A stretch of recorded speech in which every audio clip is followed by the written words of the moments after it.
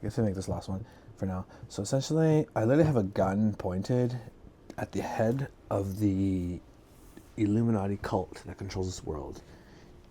And I actually pulled the trigger because I already exposed on my video that how they're using witchcraft to control our minds. And essentially, I'm going to expose all that stuff so that we can free ourselves. And basically, I'm going to teach how, right now in this episode, I'm going to talk about shadow work. Shadow work. So basically, the human body is like a battery. And essentially, we're living in an electromagnetic realm with the sun and moon being the light and negative, like positive, negative, and we're living in an enclosed system. And essentially, we are electromagnetic in nature. We give off static electricity. We are shocked with AEDs when we're like about to die. We have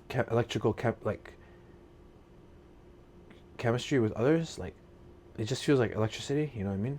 When you're with someone you care about. And basically, it's like negative, positive always attract with people.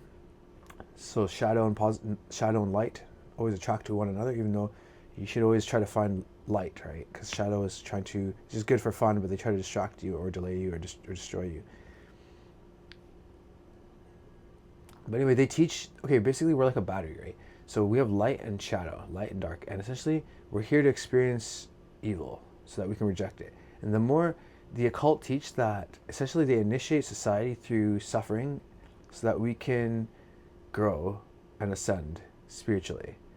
And essentially it's true because I actually was put through a lot of trauma through the like narcissist abuse, witchcraft, and gangstalking that I incurred while being a chosen one growing up in an evil society. And essentially what happened was that I developed a shadow side, and I essentially combined both light and dark personas and essentially created a new person, Vecran.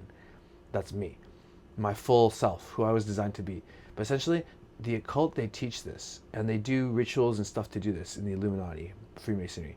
But I'm just going to explain, like, the way to do this without murdering anyone, because they actually do, like, rituals where they kill people, you know, blood sacrifice, stuff like that. And it does make you more powerful, but I'm going to tell you something, you don't have to do that. You don't have to build your shadow. You don't have to shed a drop of innocent blood to do that. I'll tell you how I've developed my shadow. So essentially, when I was growing up, I essentially developed a shadow side to protect myself. So it was like a dark side. Essentially, how I developed it was, you have to have a very developed imagination, so that you can imagine things in your mind, like very detailed. And essentially, when someone hurts you, you start imagining hurting them physically and seeing them suffer, and you essentially torture people in your minds, and you imagine doing horrible things like stabbing people in the eyes with knives and cutting people down and killing them. And I know it sounds terrible, but this is what I imagined to get through evil torture in my life. And essentially, I went through a lot of torture, and I'm not going to go, maybe one day I'll talk about it in depth. I'm still in the works of healing, but essentially I played a lot of video games too. You can play video games that are violent and like aggressive, but essentially this is how you can build your shadow without murdering a single person, Illuminati idiot people, occult idiot retards. And also essentially I mean, in the end, it really doesn't matter fully, because when you think about it, I know it's wrong because I do love people. I do reject murder and killing people because I follow the God of the Bible and I follow the Ten Commandments. But essentially, but I'm saying that if you killed someone in the past, like if you did evil, come to light, be honest and come forward, and you will be forgiven. And also, if you killed a good person, they're with God. If you killed a wicked person, they're gone. So good riddance. But I'm not saying we should murder anyone. I wouldn't feel comfortable living with myself after I murder someone. But I'm saying if you have, God will forgive you and love you because He's forgiving. But I'm saying turn away from that. Repent. Repent means turn away. And also, yeah.